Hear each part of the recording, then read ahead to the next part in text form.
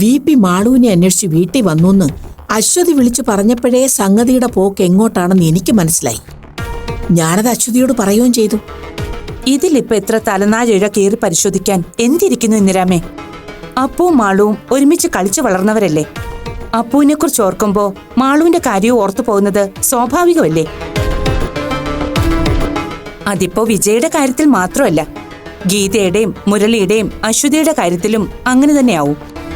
അങ്ങനെയല്ലേ അപ്പുവിനെയും മാളുവിനെയും അവര് കണ്ടിട്ടുള്ളത്. എന്തിന് ഇന്ദിരാമയും ഞാനും പോലും അപ്പുവിന്റെ കാര്യം പറയുമ്പോ മാളുവിന്റെ കാര്യം ഓർക്കാതിരിക്കെങ്കിലും ചെയ്യുമോ? അത് തന്നെയാ ടീച്ചറെ എന്റെ സംശയം. ടീച്ചർ ഈ പറഞ്ഞ കാര്യത്തിൽ അതിനുള്ള ഉത്തരവുണ്ട്. മാളുവിന്റെ കാര്യം പറയുമ്പോൾ ആരായാലും അപ്പുവിന്റെ കാര്യം ഓർക്കുവേ, തിരിച്ച് അപ്പുവിന്റെ കാര്യം പറയുമ്പോൾ മാളുവിനെ. പക്ഷെ VPയുടെ കാര്യത്തിൽ എന്തുകൊണ്ട് അങ്ങനെ സംഭവിക്കുന്നില്ല?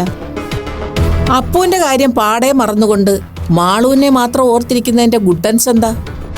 ടീച്ചർ അതൊന്ന് പറഞ്ഞേ. എല്ലാവരുടെയും കാര്യം പറയും പോലെ അല്ലല്ലോ വിജയുടെ കാര്യം. വിജയുടെ ഇപ്പോഴത്തെ മാനസികാവസ്ഥ. എന്തോന്ന് മാനസികാവസ്ഥ? എന്റെ ടീച്ചറെ, അവനവൻ ഓർത്തിരിക്കാൻ ഇഷ്ടമുള്ള കാര്യങ്ങൾ മാത്രം ഓർത്തും പറഞ്ഞും നടക്കുന്ന പ്രാന്ത് ഞാൻ എൻ്റെ ജീവിതത്തിൽ ആദ്യമായിട്ട് കാണുക. അതാ VPക്ക് യഥാർത്ഥത്തിൽ തലയ്ക്ക് കുഴപ്പമുണ്ടോന്ന് ഞാൻ സംശയിക്കുന്നത്. ഇന്ദിരാമയുടെ തെറ്റിദ്ധാരണ കൊണ്ടാ ഇങ്ങനെയൊക്കെ തോന്നുന്നത്. നമ്മൾ ആഗ്രഹിക്കുന്ന രീതിയിലാവില്ല മറ്റൊരാളുടെ മനസ്സും ചിന്തകളും പ്രവർത്തിക്കുന്നത്. അപ്പൊ പിന്നെ മനസ്സ് പൂർണ്ണമായും തന്നിൽ നിന്ന് വഴുതിപ്പോയ ഒരാളുടെ കാര്യം എങ്ങനെയാണെന്ന് നമുക്ക് പ്രവചിക്കാൻ പറ്റുമോ? ഇന്ദിരാമ പറഞ്ഞതുപോലെ ആവും ഇപ്പൊ വിജയുടെ മനസ്സും ചിന്തിക്കുന്നത്. അപ്പുവിന്റെ കാര്യം വിജയ് പൂർണ്ണമായും മറന്നു തുടങ്ങിയിട്ടുണ്ടാവും. അല്ലെങ്കിൽ അയാൾ അതിനു വേണ്ടി മനഃപൂർവ്വം ശ്രമിക്കുന്നുണ്ടാവും. അതുകൊണ്ടാ വിജയ് അപ്പുവിനെ ഒഴിവാക്കി മാളുവിനെ പറ്റി മാത്രം ചിന്തിക്കുന്നത്. പക്ഷേ വാസ്തവത്തിൽ വിജയ് മാളുവിലൂടെ അപ്പുവിനെ തന്നെയാണ് തേടിക്കൊണ്ടിരിക്കുന്നത്. അതുകൊണ്ടാ അപ്പുവിനെ കുറിച്ച് ഓർക്കുമ്പോഴൊക്കെ വിജയ് മാളുവിനെ അന്വേഷിച്ചു വരാൻ തുടങ്ങുന്നത്.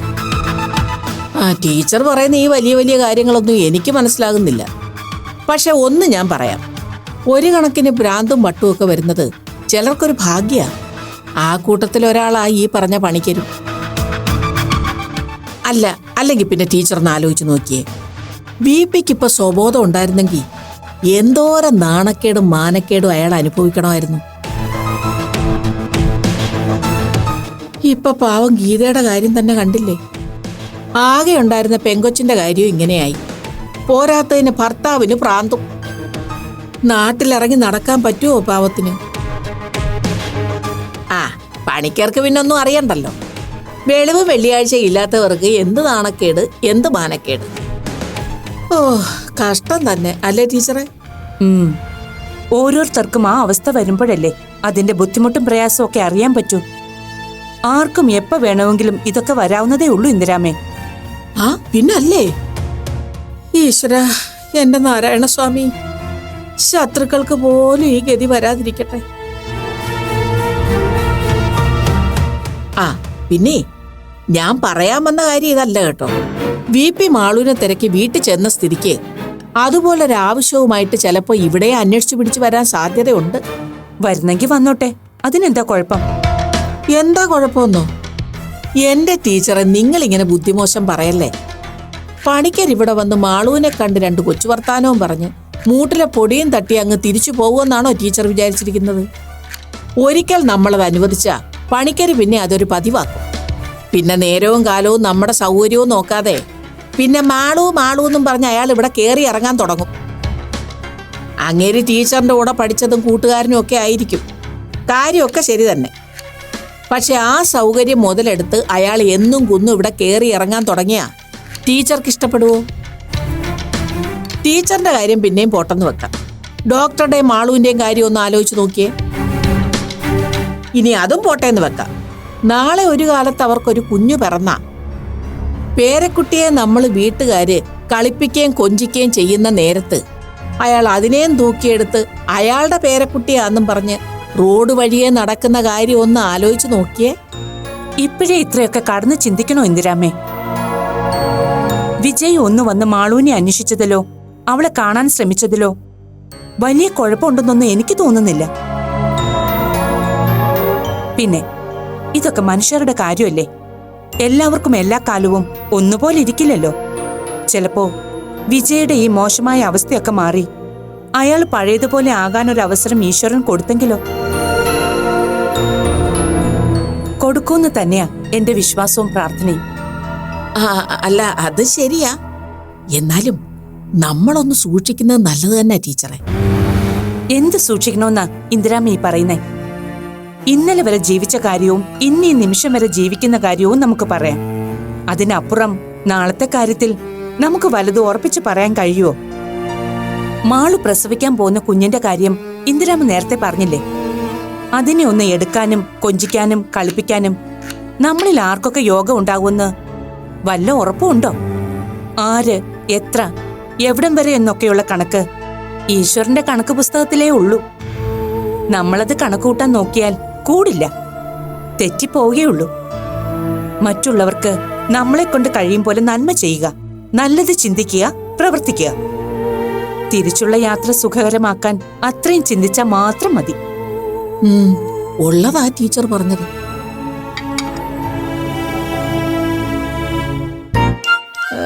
ഒരു നല്ല കാര്യം പറഞ്ഞു കൊടുക്കാന്ന് വെച്ചപ്പോ ഉടനെ തുടങ്ങി സുവിശേഷം പറയാൻ. വെറുതെ മണ്ട പോയത് എങ്ങനെ തടം കോരിയിട്ട് എന്താ കാര്യം? അല്ല പിന്നെ.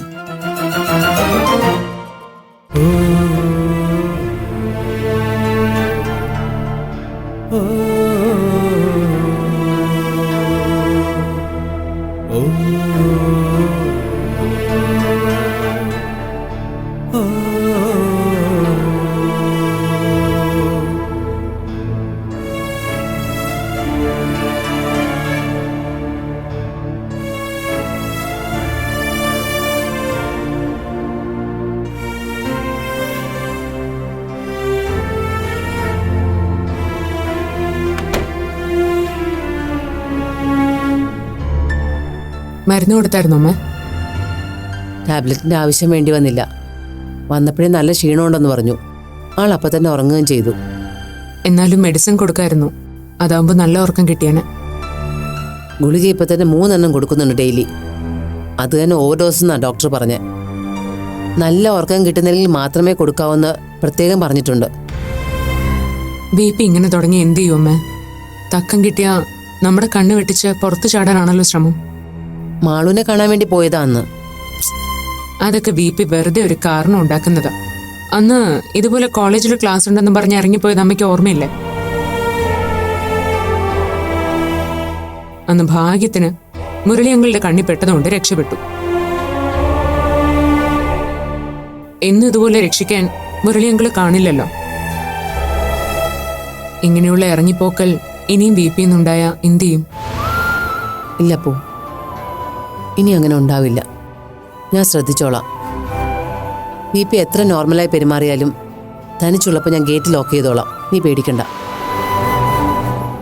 അമ്മ, എന്താ അപ്പൂ? ഞാൻ മനസ്സിലാക്കിയെടുത്തോളം എൻ്റെ പ്രസൻസാ ഇവിടെ BP ഏറ്റവും കൂടുതൽ ഡിസ്റ്റർബ് ചെയ്യുന്നത്. ശരിയല്ലേ അമ്മ?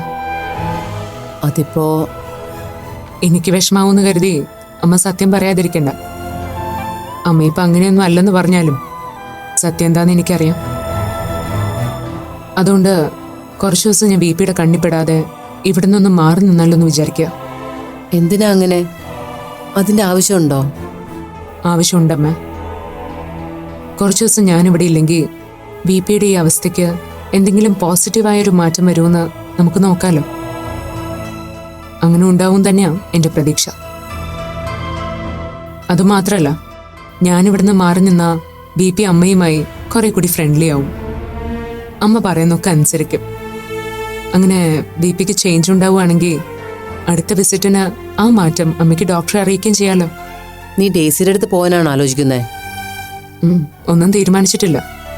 ഡെയ്സി ആൻറ്റി അവിടെ തനിച്ചല്ല. കുറച്ചു ദിവസം അവിടെ തങ്ങിയാലോ എന്ന് ആലോചിക്കുക. സത്യം പറഞ്ഞാൽ നീ പോകുന്നതിനോട് എനിക്ക് വലിയ അഭിപ്രായമൊന്നുമില്ല. പക്ഷെ അതുകൊണ്ട് ഇതിനൊരു പരിഹാരമാവുമെന്ന് നിനക്ക് തോന്നുന്നുണ്ടെങ്കിൽ അതൊന്ന് പരീക്ഷിക്കാം. എവിടെയായാലും നീ നിന്റെ ഹെൽത്ത് ശ്രദ്ധിക്കണേ അപ്പോ. മെഡിസിൻസ് ഒക്കെ കൃത്യമായിട്ട് കഴിക്കണം. അതൊക്കെ ഞാൻ നോക്കിക്കൊള്ളാമേ. അമ്മ വിഷമിക്കണ്ട. പിന്നെ ഇന്ന് വൈകിട്ട് തന്നെ ഞാൻ പോവും. ശരി, എന്നാ ഞാൻ ഡേസി വിളിച്ച് പറയാം. വേണ്ടമ്മേ, ഞാൻ സമയമാകുമ്പോൾ ആൻറ്റി വിളിച്ച് പറഞ്ഞോളാം. ശരി.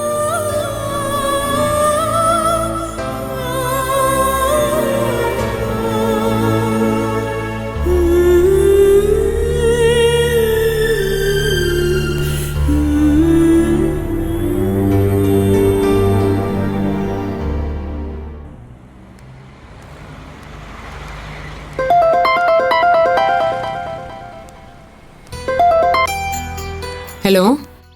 ഹലോ അപ്പു, നീ നേരത്തെ എന്നെ വിളിച്ചിരുന്നു അല്ലേ? വിളിച്ചിരുന്നു ആൻറ്റി.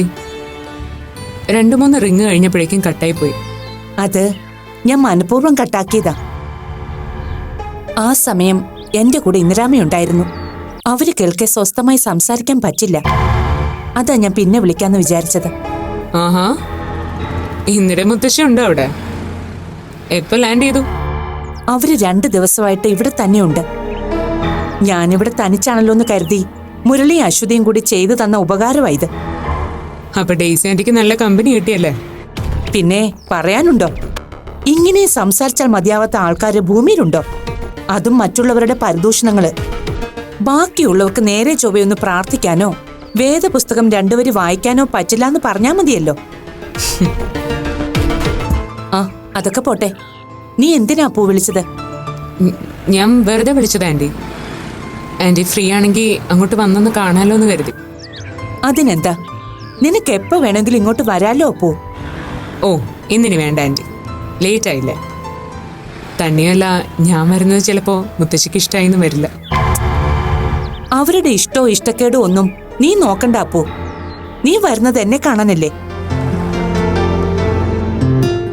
ഒരു കാര്യം ചെയ്യപ്പോ, നീ നാളെ തന്നെ ഇങ്ങോട്ട് വാ. 2-3 ദിവസം തങ്ങാനുള്ള തയ്യാറെടുപ്പോടുകൂടി തന്നെ ഇങ്ങോട്ട് വന്നോളൂ. അത് വേണോ ആന്റി? അതിനെന്താ കുഴപ്പം? ഇന്ദിരാമ്മയെ പേടിച്ചിട്ടാണോ നീ വരാത്തത്? പേടിയൊന്നുമില്ല. എന്നാലും ഞാൻ വരുന്നതും അവിടെ തങ്ങുന്നതൊന്നും മുത്തശ്ശിക്ക് ഇഷ്ടാവില്ല. എന്തിനാ വെറുതെ? നീ അതൊന്നും നോക്കണ്ട അപ്പൂ. നീ വരുന്ന കാര്യം ഞാൻ അവരോട് പറയുന്നുണ്ട്. ചിലപ്പോ അത് കേൾക്കുമ്പോഴേ ഇന്ദിരാമ്മ മുരളിയെ വിളിച്ചു വരുത്തി സ്ഥലം വിട്ടോളൂ. നിന്റെ വരവ് കൊണ്ട് അങ്ങനൊരു ഗുണം ഉണ്ടാകുന്നെങ്കിൽ ഉണ്ടാവട്ടെ. ശരി ആന്റി, എങ്കിൽ ഞാൻ നാളെ വരാം. ബൈ. ശരി, ബൈ.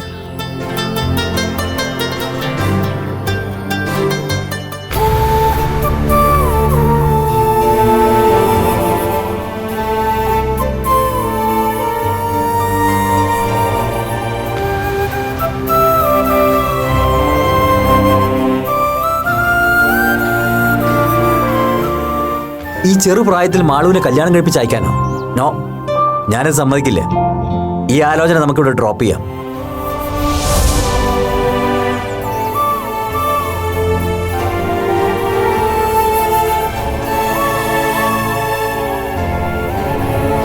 സൽക്കാരവും സൗഹൃദമൊന്നും ഇനി നമ്മൾ തമ്മിൽ ശരിയാവില്ല. എത്രയും നേരത്തെ അതൊക്കെ വെച്ച് മതിയാക്കുന്നത് തന്നെയാ നല്ലത്. മുരളി, എന്താണ് താനിങ്ങനെ?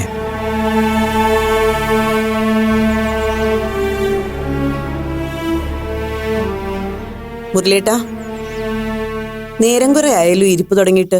എന്തു പറ്റി? ഹേയ്, ഒന്നുമില്ല. ഞാൻ നമ്മുടെ പഴയ ജീവിതമൊക്കെ ഒന്ന് ഓർത്തുപോയതാ.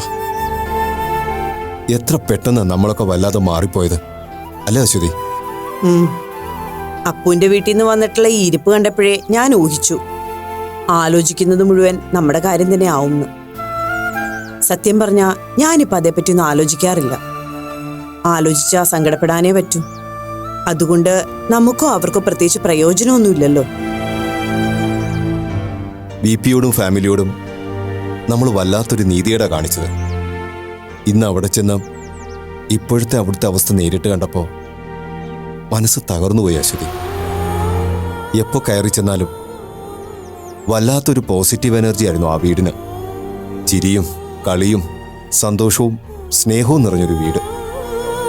ആ വീട് ഇന്ന് കണ്ടപ്പോൾ സഹിക്കാൻ പറ്റുന്നില്ല അശ്വതി.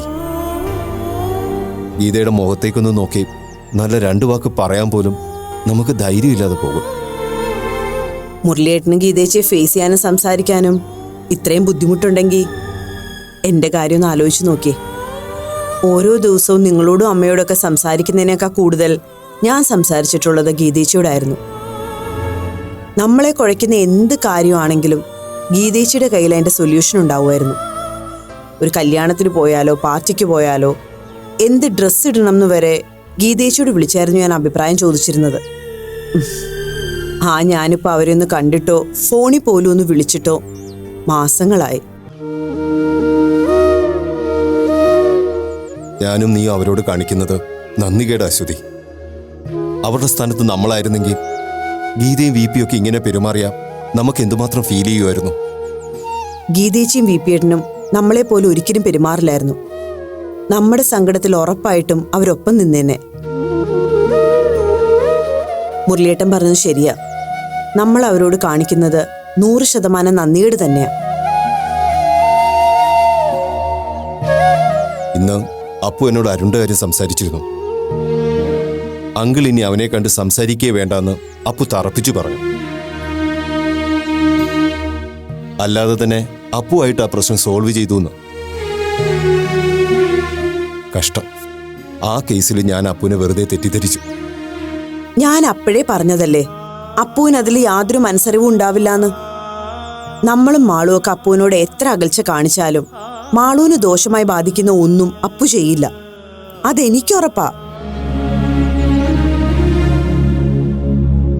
അത് മാളുവിന് നല്ല ബോധ്യമുണ്ട്. അതുകൊണ്ടാണല്ലോ അരുണിന്റെ കാര്യം നമ്മളോട് പോലും പറയാതെ അവൾ അപ്പുവിനോട് മാത്രം ഷെയർ ചെയ്തത്. ഇത്രയായ സ്ഥിതിക്ക് അരുണിനെ നേരിട്ട് കണ്ട് ഒരു താക്കീത് കൊടുക്കുന്നതല്ലേ നല്ലതെന്ന് ഞാൻ ആലോചിക്കുക.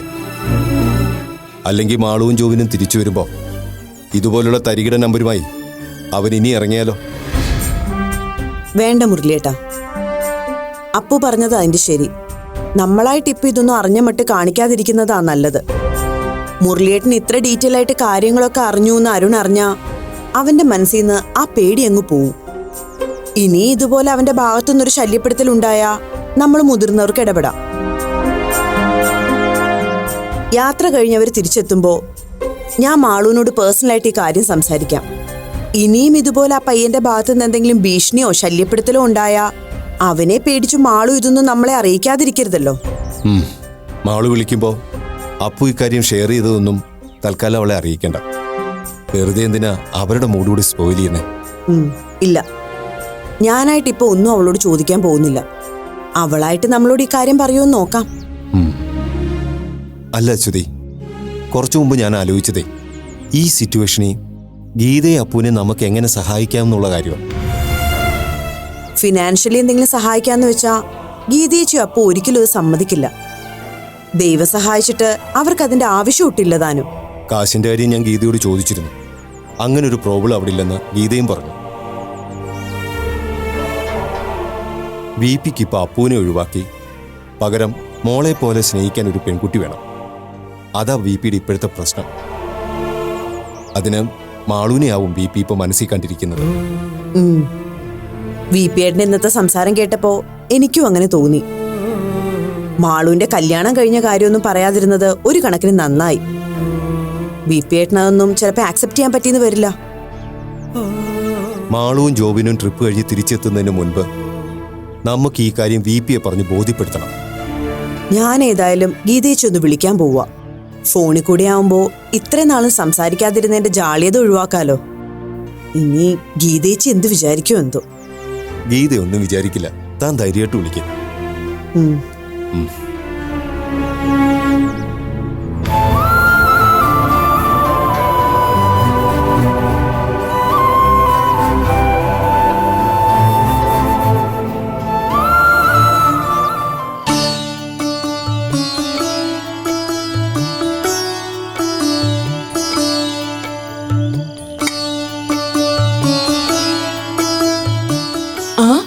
അപ്പോ ഞാൻ കുറച്ചു മുമ്പ് കൂടി അപ്പുന്റെ കാര്യം ആലോചിച്ചതേ ഉള്ളൂ. ശരിക്കും അതിശയായിരിക്കും ഈ വരവ്. എന്താണാവോ ചിന്തിച്ചത്? അല്ല, കുറച്ചു മുമ്പ് ചേട്ടൻ വന്നപ്പോ ഞാൻ വെറുതെ ഒന്ന് ഓർത്തു, അപ്പു കൂടി കാറിലുണ്ടായിരുന്നെങ്കിൽ. ഏകദേശം ഒരു 5-5:30 മണിക്കായിരുന്നില്ലേ നന്ദൻ സാർ ഇവിടെ വന്നത്? അതെ. എന്താ? അല്ല, ഏതാണ്ട് അതേ സമയത്ത് തന്നെ എനിക്കൊരു ടെലിപ്പതി മെസ്സേജ് വന്നു. എന്നെ ഇങ്ങനെ ഒരാള് ഭയങ്കരമായിട്ട് കാണാൻ ആഗ്രഹിക്കുന്നെന്ന്. പിന്നെ പാവല്ലേ, ഒരാഗ്രഹമല്ലേ, സാധിച്ചു കൊടുത്തേക്കാന്നോർത്ത് അടുത്ത വണ്ടി പിടിച്ചു.